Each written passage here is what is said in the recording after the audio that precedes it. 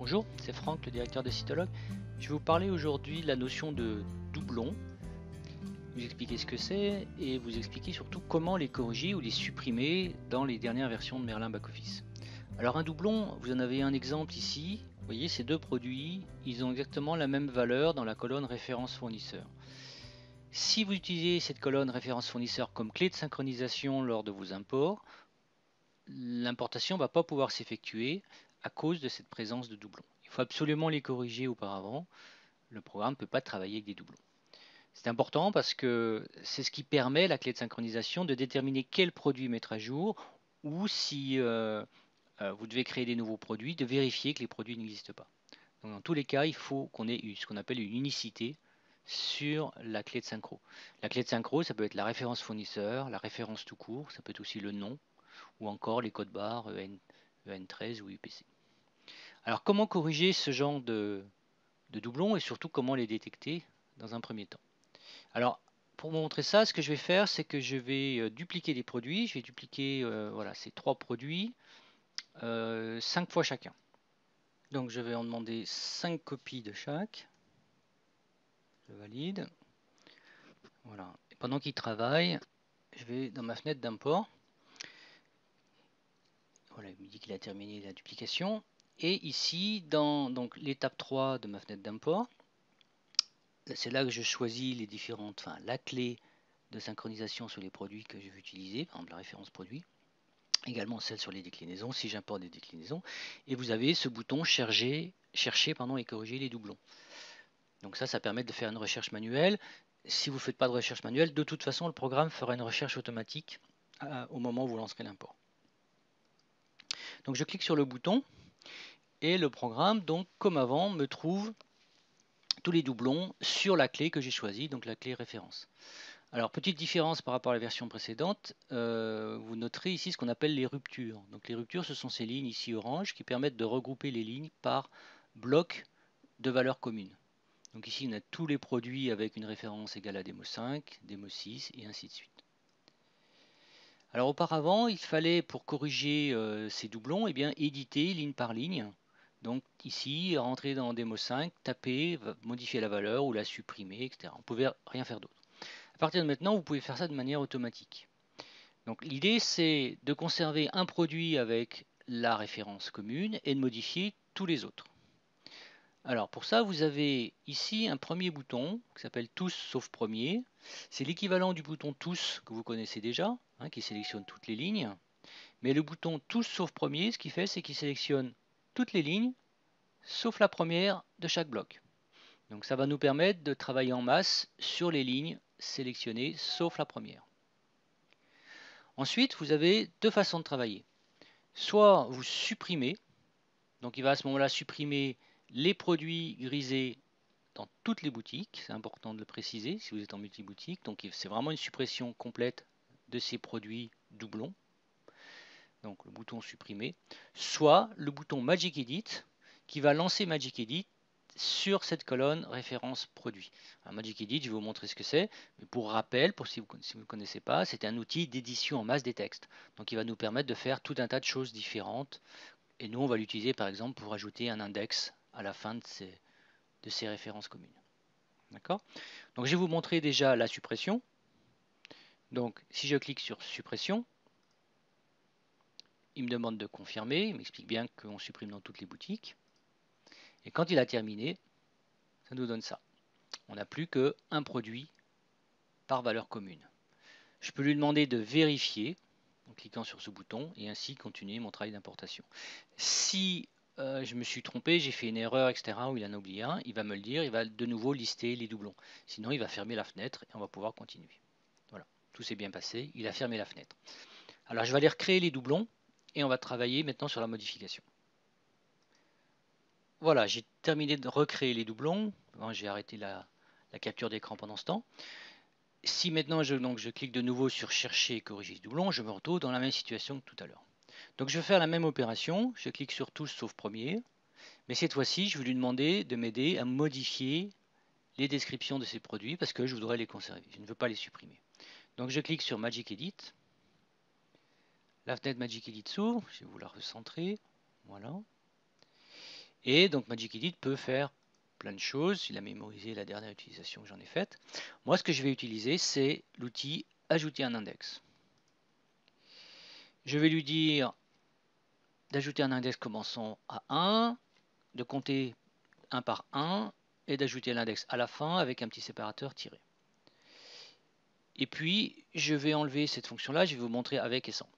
Donc, sans cette fonction, lorsque je clique sur le bouton appliquer, ici, vous voyez le résultat.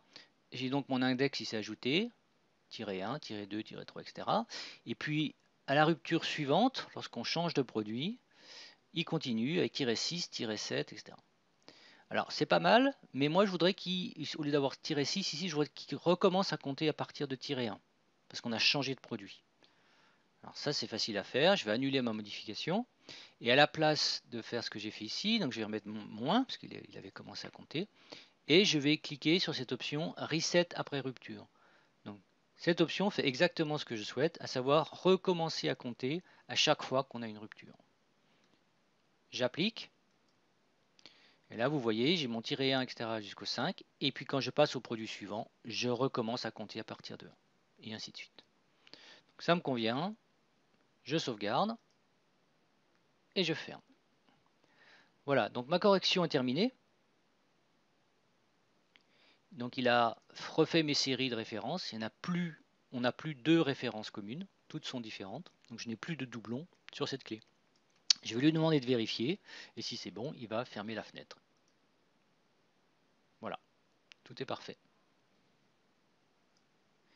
Alors ce que je viens de faire sur les produits, on peut le faire aussi sur les déclinaisons. Donc pour ça, il faut se mettre en mode déclinaison, bien sûr. Je vais retourner à l'étape 3. Et donc je choisis ma clé. Je pourrais prendre la référence fournisseur. Pareil, mais je vais faire la même chose. Je vais prendre la clé de synchro référence, celle qu'on utilise le plus souvent, et je vais lui demander de chercher les doublons. Il me les trouve. Alors, je vais annuler, je vais juste vous expliquer quelque chose.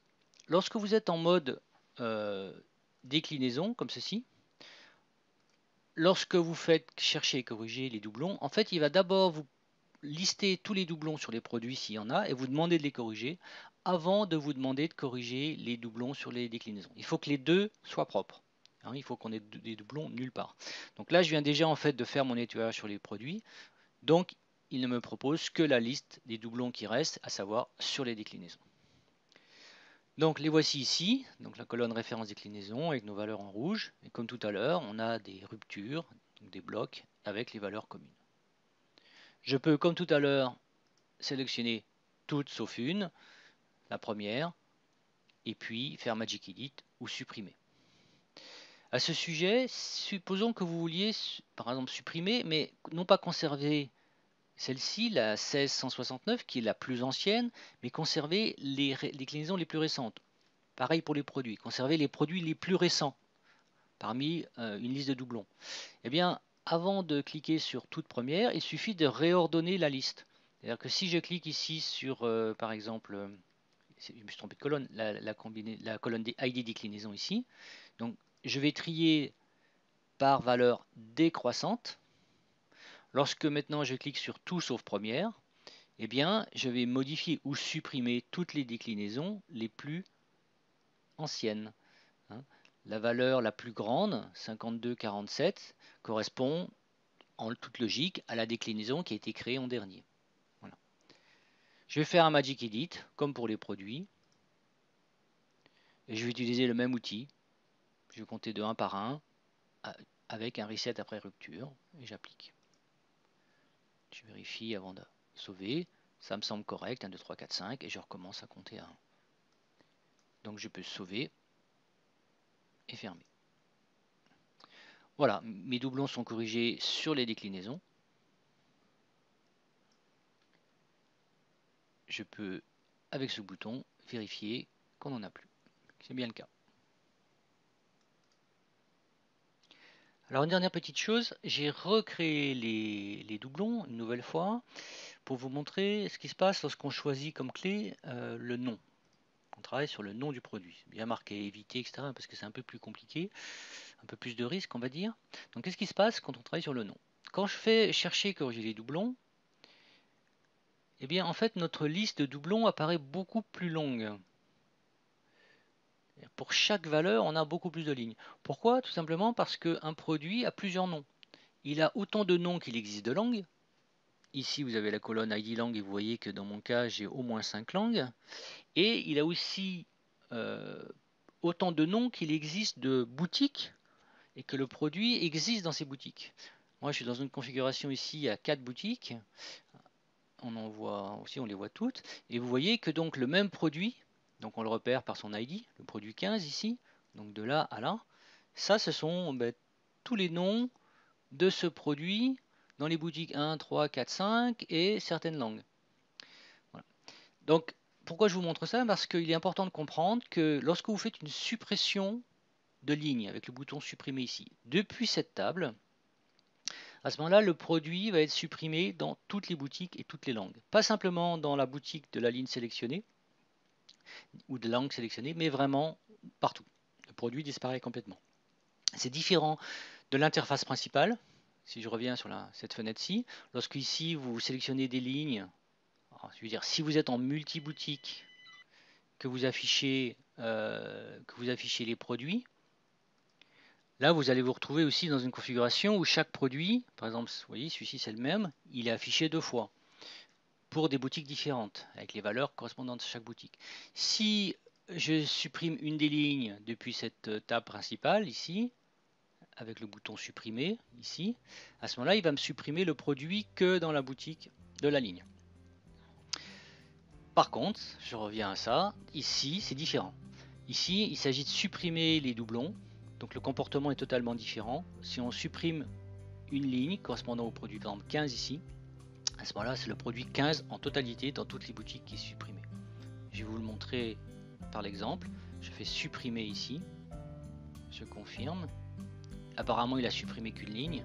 Et si je lui demande de relire la base, de vérifier les doublons, vous allez voir que le produit 15 va avoir complètement disparu de ma liste des doublons. En fait, le produit 15 n'est plus dans la base.